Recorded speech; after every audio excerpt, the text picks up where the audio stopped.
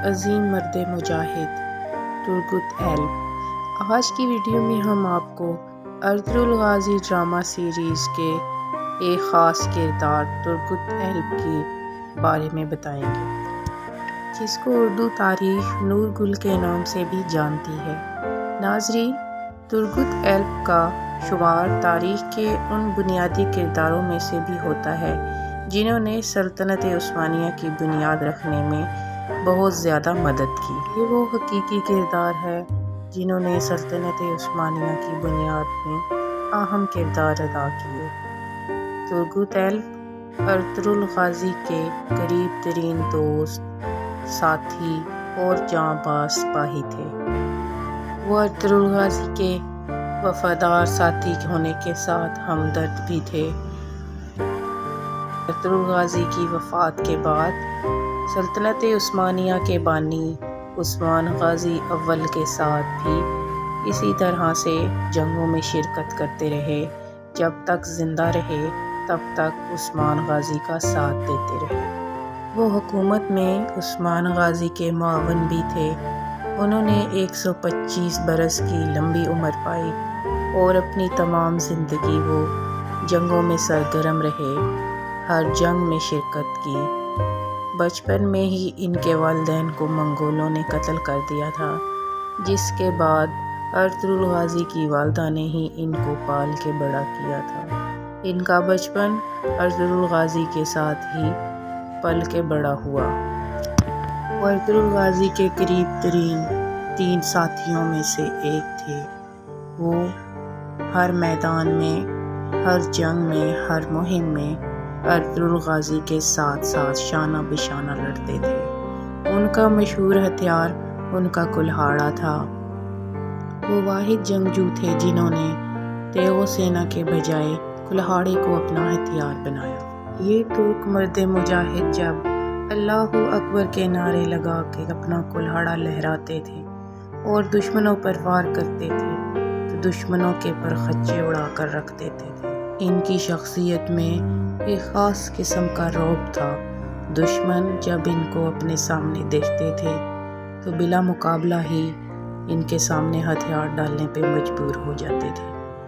ان کی شخصیت میں ایسا دبدبا تھا کہ جب یہ میدان جنگ میں لڑتے تھے تو یہ اکیلے ہی کئی دشمنوں پر بھاری ہو جاتے تھے اور اپنے ایک ہی وار سے دشمنوں کو جہنم واصل کر دیتے تھے۔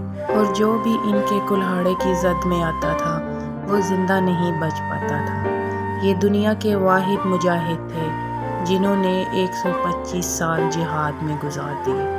انہوں نے اپنی زندگی ساری کی ساری جہاد کے لیے وقف کر دی تھی اور 125 سال کی عمر میں ایک جنگ کے دوران شہادت نصیب ہوئی۔ نور گل کو بازنطینیوں نے ایک دفعہ قیدی بھی بنا لیا تھا اور اس پر شدید تشدد کیا تاکہ وہ عیسائیت کو قبول کر لے، لیکن اس مرد مجاہد نے اپنے مذہب کو نہ چھوڑا اور اپنے اسلام پر ثابت قدم رہا اور ان کی تمام چالوں کو ناکام بنا دیا۔ نور گل کا مشہور کلہاڑا آج بھی ترکی کے عجائب گھر میں موجود ہے۔ ترگت ایلپ کا یہ مشہور کلہاڑا 92 سینٹی میٹر لمبا اور اس کا وزن 1 کلو سے کچھ زیادہ ہی تھا۔ یہ کلہاڑا 2 دھاری تھا۔ یہ بصری اسٹیل سے بنا ہوا تھا۔ اس کے دستے پر چمڑا لگا ہوا تھا۔ مشرق اور مغرب میں آج تک کا سب سے مضبوط کلہاڑا ترگت ایلپ کا کلہاڑا ہی مانا جاتا ہے۔ 1323 عیسوی میں کفار کے خلاف ایک جنگ کے دوران ترگت ایلپ نے جام شہادت نوش کیا۔ ترک خانہ بدوش قبیلے سے تعلق رکھنے والا یہ مرد مجاہد جب 125 سال کی عمر میں شہید ہوا تو اس وقت اس کا کل اثاثہ صرف اور صرف اس کا یہ ایک کلہاڑا ہی تھا۔ بچپن میں والدین کی شہادت کے بعد ترگت ایلپ ہمیشہ ارطغرل غازی کے ساتھ ہی رہے۔ ان کے ساتھ ہی پل کر جوان ہوئے اور ان کے ساتھ ہی جنگوں میں شرکت بھی کی اور ان کے سب سے قریبی رازدار، جانثار اور جاں باز سپاہی بھی بنے۔ ارطغرل غازی کو کبھی کسی مشکل میں، کسی مصیبت میں اکیلا نہیں چھوڑا، بلکہ ہر مصیبت میں شانہ بشانہ ان کے ساتھ لڑتے رہے۔ ترگت ایلپ کی ساری زندگی ہی دکھوں میں گزری۔ پہلے ان کے والدین کو شہید کر دیا گیا اور پھر منگولوں نے ہی ان کی بیوی کو بھی زندہ جلا دیا، جس کا دکھ ترگت ایلپ کو ساری زندگی ستاتا رہا۔ ترگت ایلپ میں ارطغرل غازی کے کہنے پر دوبارہ شادی اسلحان خاتون سے کی، لیکن سعادتدین کوپیک نے اسلحان خاتون کو بھی قتل کر دیا۔ ترگت ایلپ نے اس کے بعد کبھی بھی دوبارہ شادی نہیں کی، اسی وجہ سے ان کی کوئی اولاد بھی نہیں تھی۔ ترگت ایلپ کو ایناگول کا فاتح بھی کہتے ہیں۔ ترگت ایلپ نے ایناگول کو فتح کیا تھا اور اس پر کئی سالوں تک حکومت کی تھی۔